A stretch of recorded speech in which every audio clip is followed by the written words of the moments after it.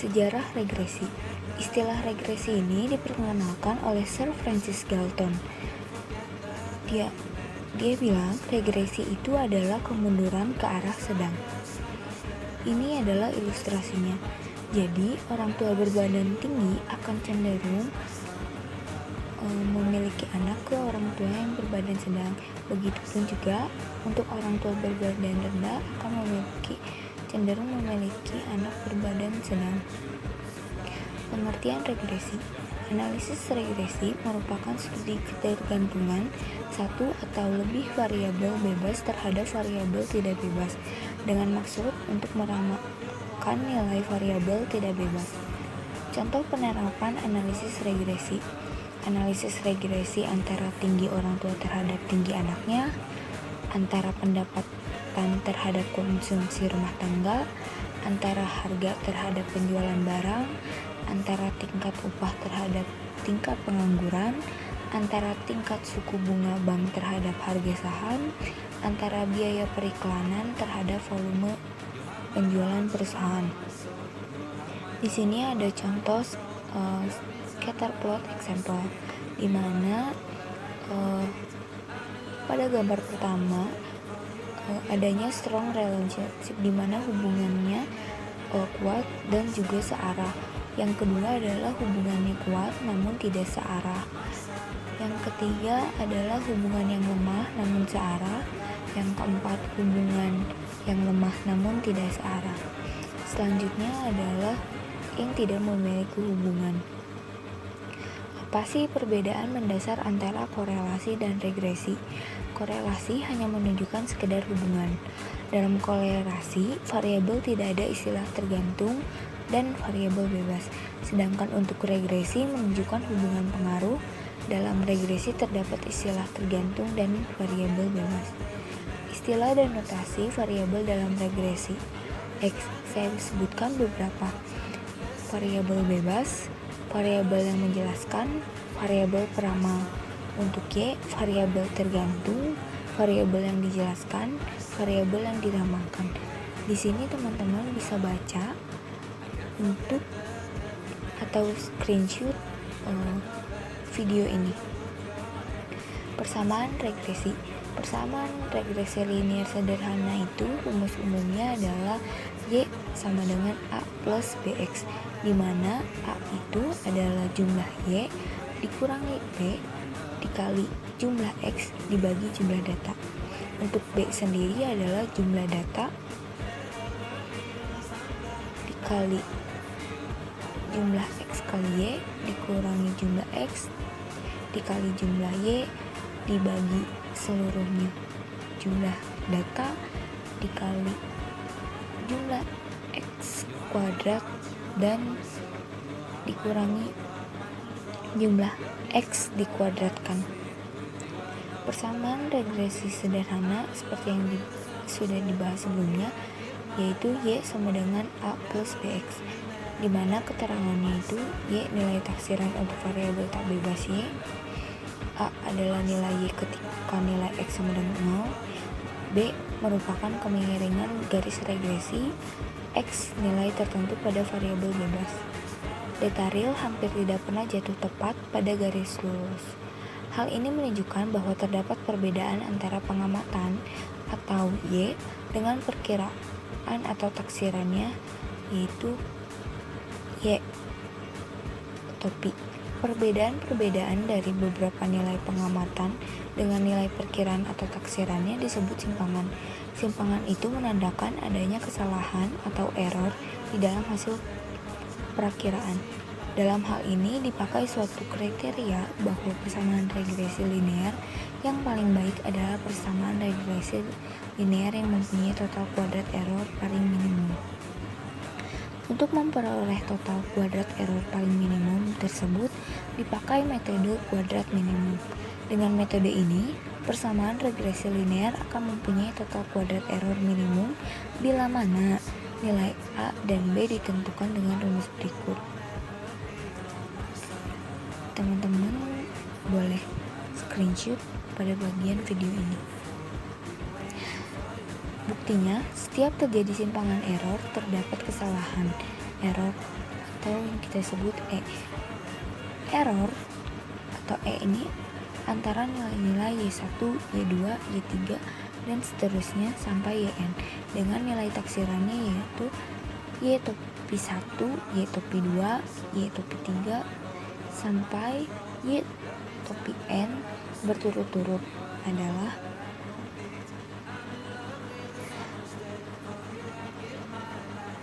E1 sama dengan Y1 dikurangi Y topi 1 dengan kuadrat E1 kuadrat sama dengan Y1 min Y topi 1 kuadrat, dan seterusnya sampai En sama dengan Yn min Y topi N dengan kuadrat En kuadrat sama dengan Yn min Y topi N kuadrat.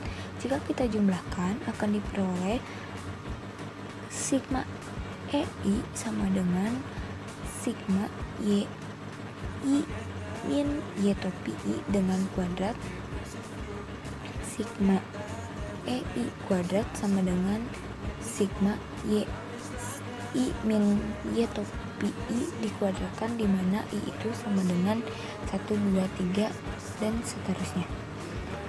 Karena Y topi sama dengan A plus BX, maka bentuk tersebut dapat dinyatakan menjadi sigma EI kuadrat sama dengan sigma YI min A plus BX dikuadratkan. Kemudian diturunkan sigma EI kuadrat sama dengan sigma YI min A min BX dikuadratkan, sehingga jumlah kuadrat semua simpangannya adalah S sama dengan sigma EI kuadrat sama dengan sigma YI min A min BX dikuadratkan. Itu adalah persamaan pertama. Untuk menemukan nilai A, turunkan persamaan pertama terhadap A dengan membuat B konstan. Duh X per duh A sama dengan duh sigma YI min A min BXI dikuadratkan per duh A. Duh S per duh A sama dengan min 2 sigma YI min A min BXI. Itu adalah persamaan kedua. Untuk menemukan nilai B, turunkan persamaan 1 terhadap B dengan membuat A konstan. Duh S per duh B sama dengan duh sigma YI min A min BXI dikuadratkan per duh B. Duh S per duh B sama dengan min 2 sigma XI kali YI min A min BXI. Itu adalah persamaan ketiga. Samakan hasil turunan di atas dengan 0 dan kemudian masing-masing kedua ruas dibagi dengan min 2. Maka didapat persamaan 4 dan 5 yang bisa teman-teman pelajari. Dari persamaan 4 diperoleh persamaan 6, yaitu sigma YI min A min BXI sama dengan 0, sigma YI min sigma A min B dikali sigma XI sama dengan 0. Maka sigma A sama dengan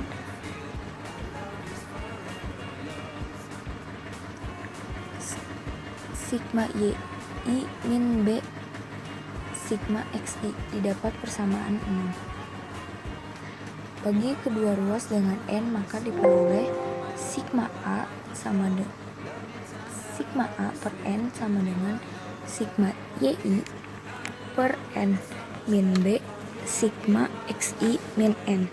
Ingat bahwa sigma A sama dengan N unsur, di mana A plus A plus A seterusnya sama dengan N kali A.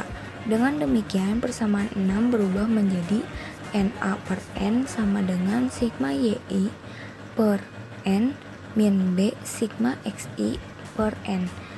Maka diperoleh persamaan 7 A sama dengan sigma YI per N min B sigma XI per N. Dari persamaan 5 diperoleh persamaan 8. Sigma XI kali YI min A min BXI sama dengan 0. Maka sigma XI YI min A sigma XI min B sigma XI kuadrat sama dengan 0. Selanjutnya substitusikan A pada persamaan 7 ke persamaan 8. Maka diperoleh sigma XI YI min sigma YI per N min B sigma XI per N kali sigma XI min B sigma XI kuadrat sama dengan 0.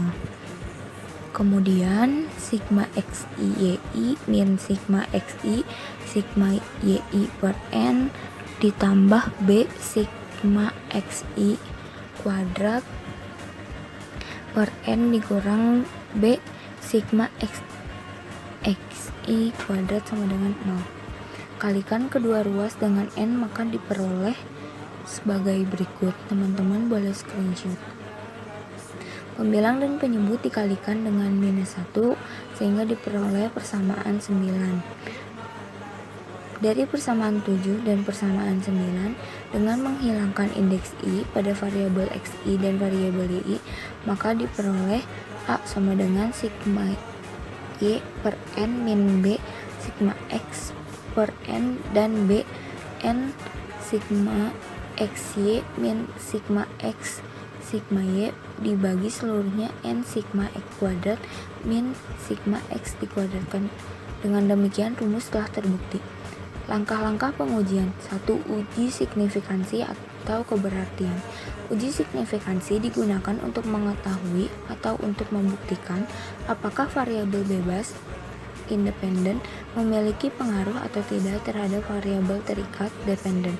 Uji signifikansi ada dua macam, yakni uji signifikansi secara parsial dan uji signifikansi secara simultan. A. Uji signifikansi simultan.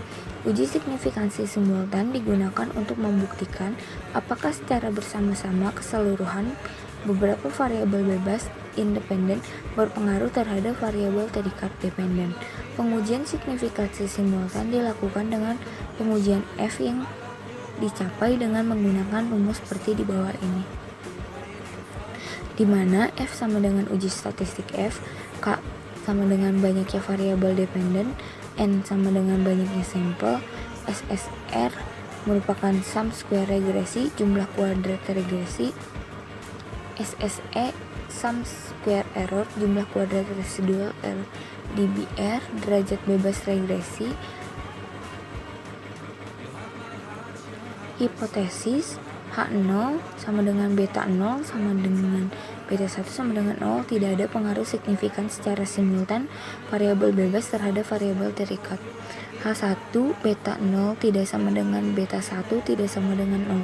Ada pengaruh signifikan terhadap simultan variabel bebas terhadap variabel terikat.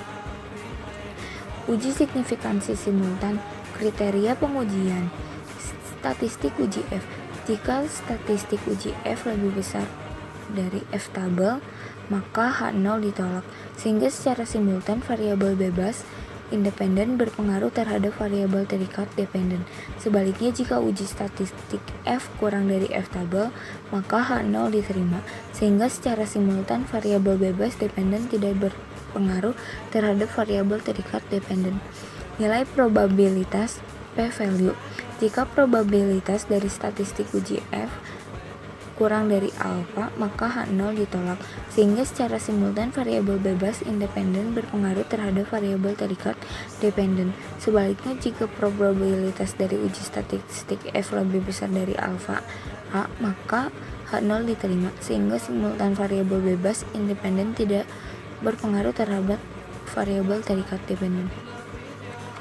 B. Uji signifikansi parsial. Uji signifikansi parsial digunakan untuk membuktikan apakah secara individu variabel bebas independen berpengaruh terhadap variabel terikat dependen. Untuk menguji signifikansi parsial menggunakan statistik uji T sebagai berikut, di mana B sebagai penduga bagi beta dan SEB standard error bagi beta. Hipotesis H0 BI sama dengan 0, tidak ada pengaruh signifikansi secara parsial variabel bebas terhadap variabel terikat. H1 BI tidak sama dengan 0, ada pengaruh signifikan secara parsial variabel bebas terhadap variabel terikat. Kriteria pengujian statistik uji T. Jika statistik uji T lebih besar dari T tabel, maka H0 ditolak, sehingga secara parsial variabel bebas independen berpengaruh terhadap variabel terikat dependen. Sebaliknya, jika uji statistik T kurang dari T tabel, maka H0 diterima, sehingga secara parsial variabel bebas independen tidak berpengaruh terhadap variabel terikat dependen. Nilai probabilitas p-value. Jika probabilitas dari statistik uji T kurang dari alfa, maka H0 ditolak, sehingga secara parsial variabel bebas independen berpengaruh terhadap variabel terikat dependen. Sebaliknya, jika probabilitas dari statistik uji T lebih besar dari alfa, maka H0 diterima, sehingga secara parsial variabel bebas independen tidak berpengaruh terhadap variabel terikat dependen. Koefisien determinasi. Uji koefisien determinasi R kuadrat digunakan untuk mengukur besarnya kontribusi variabel bebas independen secara keseluruhan terhadap variabel terikat dependen. R kuadrat memiliki nilai antara 0 dan 1. 0. Semakin tinggi nilai koefisien determinasi, maka akan semakin baik model regresi yang terbentuk. Artinya, keseluruhan variabel bebas independen secara bersama-sama mampu menerangkan variabel terikat dependen. Koefisien determinasi dibedakan menjadi R kuadrat dan R kuadrat yang disesuaikan. R kuadrat nilainya akan berubah jika terdapat penambahan variabel bebas, sedangkan R2 yang disesuaikan nilainya lebih stabil dan dari R2 stabil, tidak akan berubah apabila ada penambahan variabel bebas. Teman-teman boleh screenshot untuk layar ini. Yang ketiga adalah menentukan taraf nyata nilai kritis, di mana nilai kritis menggunakan T-tabel distribusi T dengan tingkat signifikansi 1%, 5%, atau 10%. Uji pengaruh variabel independen terhadap variabel dependen dengan menentukan nilai hitung T hitung, SB, dan SE. Lalu yang kemudian adalah keputusan. Ini adalah daerah penolakan H0, daerah penerimaan H0, dan daerah penolakan H0. Pengujian dilakukan bertujuan untuk menguji apakah variabel independen berpengaruh terhadap variabel dependen, di mana H0 beta sama dengan 0 dan H1 beta tidak sama dengan 0. Yang ini pengujian dilakukan bertujuan untuk menguji apakah variabel independen berpengaruh positif terhadap variabel dependen, di mana H0 itu beta kurang dari sama dengan 0, H1 lebih besar dari 0. Yang terakhir adalah pengujian dilakukan bertujuan untuk menguji apakah variabel independen berpengaruh negatif terhadap variabel dependen, di mana H0 beta lebih besar sama dengan 0 dan H1 beta kurang dari 0. Kesimpulannya yang dapat diambil, misalnya pada langkah keputusan menerima H0, maka kesimpulannya adalah sebagai berikut. Untuk rumusan hipotesis H0 di mana beta sama dengan 0, H1 beta tidak sama dengan 0, variabel dependen tidak berpengaruh terhadap variabel dependen. Untuk rumusan hipotesis H0 beta kurang dari 0, H1 lebih besar dari 0, variabel independen tidak berpengaruh positif terhadap variabel dependen. Untuk rumusan hipotesis H0 beta lebih besar dari 0, H1 beta kurang dari 0, maka variabel independen tidak berpengaruh negatif terhadap variabel dependen. Contoh kasusnya, seorang manajer memasarkan atau akan meneliti apakah terdapat pengaruh iklan terhadap penjualan pada perusahaan di Kabupaten Watergold. Untuk kepentingan penelitian tersebut diambil 8 perusahaan sejenis yang telah melakukan promosi. Analisis datanya adalah sebagai berikut. Ini adalah persamaan regresinya.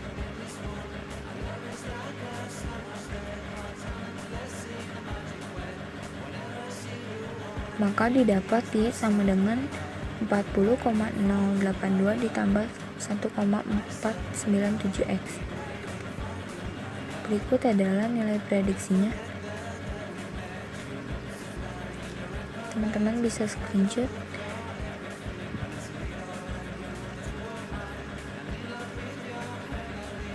Ini adalah koefisien regresi, koefisien determinasi, dan koefisien determinasi yang disesuaikan, di mana hasilnya berbeda. Koefisien determinasi didapat 0,743, sedangkan koefisien determinasi yang disesuaikan didapat 0,70. Kesalahan baku estimasi digunakan untuk mengukur tingkat kesalahan dari model regresi yang dibentuk dari rumus SE dan didapat 6,1576. Standar error koefisien regresi digunakan untuk mengukur besar tingkat kesalahan dari koefisien regresi dengan rumus sebagai berikut. Uji F. Uji F untuk uji ketepatan model apakah nilai prediksi mampu menggambarkan kondisi sesungguhnya. Karena F hitung lebih besar dari F tabel, maka persamaan regresinya dinyatakan baik. Uji T digunakan untuk mengatur pengaruh variabel bebas terhadap variabel tergantung. Didapat T hitungnya 4,167. Karena T hitung lebih besar dari T tabel, maka HA diterima ada pengaruh iklan terhadap penjualan. Kesalahan standar deviasinya 0,359. Nilai T hitung 4,167. Nilai ini digunakan dalam pengujian terhadap koefisien regresi untuk mengetahui apakah variabel independen berpengaruh secara signifikan terhadap perubahan nilai variabel dependen. T hitung sama dengan 4,167 lebih besar dari T kritis 2,447. Keputusannya adalah menolak H0, artinya secara statistik X berpengaruh terhadap Y. P-value sama dengan 0,00590, lebih kecil bila dibandingkan dengan alfa 0,05, sehingga seterusnya menurut H0, artinya secara statistik X berpengaruh terhadap Y. Ini konsisten dengan hasil pengujian nilai T hitung. Koefisien determinasi R² didapat 0,743, digunakan untuk mengetahui presentasi pengaruh variabel independen terhadap perubahan variabel dependen. Artinya pengaruh variabel X terhadap perubahan variabel Y adalah 74,3%, sedangkan sisanya 25,7% dipengaruhi variabel lain selain variabel X. Nilai F rasionya 17,367 dapat digunakan dalam pengujian untuk mengetahui apakah variasi nilai variabel independen secara statistik dapat menjelaskan variasi nilai variabel dependen. Kesimpulan dan implikasi. Kesimpulannya, terdapat pengaruh positif biaya periklanan terhadap volume penjualan. Implikasinya, sebaiknya perusahaan terus meningkatkan periklanan agar meningkat. Kemudian ada tugas seperti ini. Tugas ini sudah dijelaskan pada video-video selanjutnya. Terima kasih teman-teman. Apabila ada kesalahan dalam penyampaian, mohon dimaklumi karena saya juga masih belajar. Terima kasih.